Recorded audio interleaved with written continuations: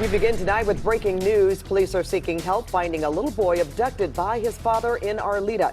Jaden Jose is 18 months old. Police say his father, John Jose, has threatened to kill himself. The father is described as a 30-year-old Filipino man with black hair, brown eyes, 5 feet 5 inches tall, weighing 130 pounds. Now, the two were last seen in a 2004 dark blue Audi sedan with the license plate number 7ZVX343. No, nobody's here. We need fire. And our ongoing breaking news, the holy fire still raging out of control tonight. Flames racing down canyons, burning dangerously close to mountainside homes in Lake Elsinore and Corona. And tonight, Governor Jerry Brown has declared a state of emergency in both Riverside and Orange counties. And the danger is still growing as that stubborn fire continues to flare up. Here's the very latest at 11 o'clock. Mandatory evacuations for thousands. The holy fire has now scorched more than 10,000 acres. It is just 5% contained at this hour. 51-year-old man is now being charged with arson in connection with that blaze. And we have a team of reporters live along the fire lines tonight, but we begin with CBS2's Chris Holmstrom. He's live from Lake Elsinore. Chris. Pat and Jeff, fire crews just set up a command post as they battle the holy fire from this side of the mountain. I mean, take a look. You can actually see several fires in the distance, several hot spots, and there's also dozens of homes right there. And take a look at this video. This video also in the Lake Elsinore area.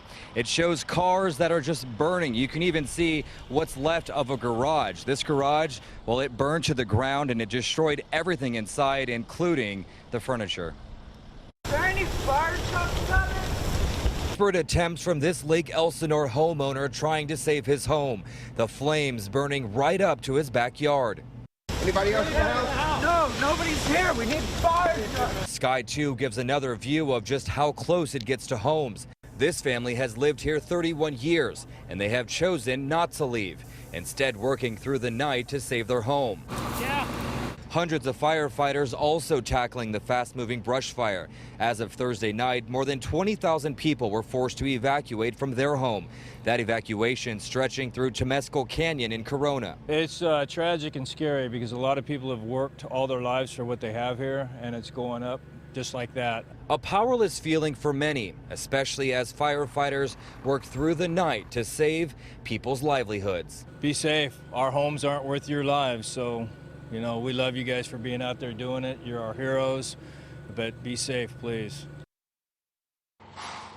Yeah, bless those firefighters. Another issue out here, even for people not living in this immediate area, is the air quality. You can actually see ash, that's not snow, just falling from the sky, but definitely a lot of work that needs to be done out here. Reporting live from Lake Elsinore, I'm Chris Holmstrom, CBS 2 News. Chris, thank you so much. Many people right now clearing out of those evacuation zones tonight. And CBS 2's Jeff Nguyen continues our live team coverage near Corona's Horse Thief Canyon. Jeff.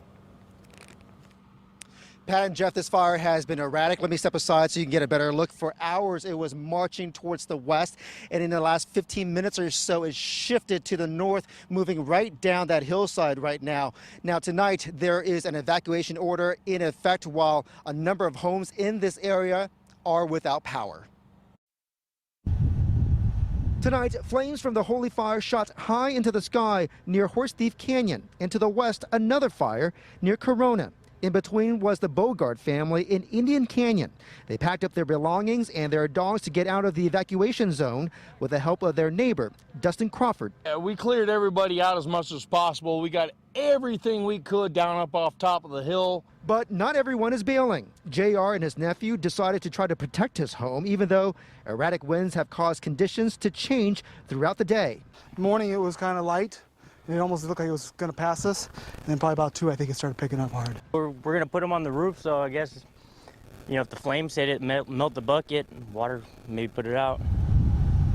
But most of the people here are not taking any chances as the holy fire marched closer to homes, and people in this community are upset that 51-year-old Forrest Clark is accused of deliberately setting the fire. Beyond words. There's no reason for somebody to cause this catastrophe in Southern California. This is ridiculous. Earlier, we spoke to a couple that evacuated. They told us that their home is not insured, so that is going to make this night even more scary for them. But they say the important thing is for them to be safe, and their home is just secondary. For now, we are live near Horse Thief Canyon. Jeff Nguyen, CBS 2 News. Thank you, Jeff. Well, the smoke from this fire isn't just affecting the fire zone, it's affecting millions of people across Southern California. CBS 2's Tina Patel is live at Temescal Canyon High School in Lake Elsinore with more on this. Tina? Well, this is one of the shelters that's been set up for fire evacuees, and the air is pretty clear right now, but evacuees know that could change quickly if the wind shifts because the fire is just on the other side of the freeway from here. But this is a very challenging fire. Homeowners from Lake Elsinore and Corona packed a community meeting tonight to get the latest information on the Holy Fire and find out when they might be able to return to their homes. I'm from Horse Thief Canyon, and we've been evacuated for a couple of days, and they're doing a great job.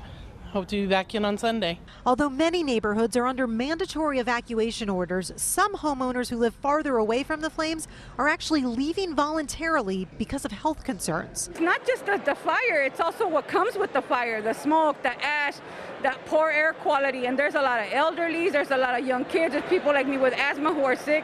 We evacuated, and we evacuated down to Temecula so that we're a little bit further away. We're not too close. It's smoky there, but not like it is here. So it's a little better, a little easier to breathe. Experts say even those without underlying health issues need to be careful as the fire continues to burn and winds continue to blow the smoke and ash throughout the Southland. The fine particles that you can't even see, you can breathe in, can irritate the lungs, cause problems, trigger asthma attacks. So I would say if people should limit outside activity. And hope that firefighters will start to get the upper hand on this blaze soon. We've had some small little fires, but nothing like this. This is devastating. This is heartbreaking. And it is affecting so many people. Now, health experts say even when the fire is contained, you need to be careful if you're starting to clean up the ash that might have fallen where you live. They say if it's not wet down, then trying to brush it away could just sweep it up in the air and become a health hazard. Live in Lake Elsinore, Tina Patel, CBS 2 News. The man accused of starting the fire is now charged with several counts of arson. 51-year-old Forrest Clark is a resident of Holy Jim Canyon. He faces 10 years to life in prison. Clark refused to leave his jail cell today, so his arraignment was postponed until tomorrow. And stay with CBS 2 News for continuing coverage of the Holy Fire. We will have updates throughout this newscast. For more anytime, just go to our website, cbsla.com. And look at this mugshot. That is billionaire co-founder of the tech company Broadcom. Police arrested him on drug charges in Las Vegas. And CBS 2's Tom Waite has more on the bust. Billionaire Henry Nichols appears dazed in his unflattering booking photo, eyes mostly shut and hair disheveled. He was arrested at the Encore Las Vegas with Ashley Fargo, reportedly the ex-wife of the Wells Fargo heir. TMZ reports police were called to the Encore when Nicholas could not get into his room. Fargo, seen here posing for Instagram photos shortly before she was arrested, was found inside the room unconscious with a semi-deflated balloon in her mouth. She was later revived and posted this video after she was released. Police tell us they found heroin, cocaine, meth, and ecstasy in the room the two were sharing. They're now facing trafficking charges. It sounds like his biggest crime is being an addict. Attorney and legal analyst Alex Kazarian says it's likely Nicholas did not intend to traffic drugs, but his intent may not matter. He's a billionaire. He's not a person that's trying to make money off of drugs.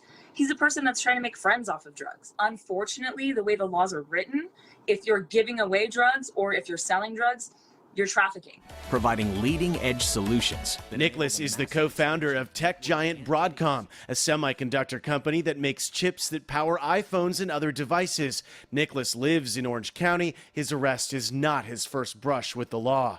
According to court documents from 2007, defendant Nicholas spiked the drinks of others with MDMA, ecstasy, without their knowledge, including without limitation, the drinks of technology executives and representatives. Also back in 2007, Nicholas was accused of smoking so much pot on a private jet that the pilot had to wear a mask. All of those 2007 charges were eventually dropped. His new attorney says they're evaluating the new charges against him. Both Fargo and Nicholas have been released from jail. Reporting from the newsroom, I'm Tom Waite, CBS 2 News. Tonight, the LA County DA is reviewing 3 sexual assault cases involving Hollywood celebrities. Police have presented prosecutors with their investigations into Steven Seagal, Anthony Anderson, and Harvey Weinstein. The latest case against Weinstein was handed over in June.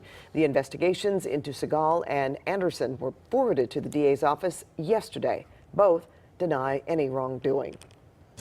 Pistol whipped and forced to the ground, 3 robbers on the run after this taco truck holdup.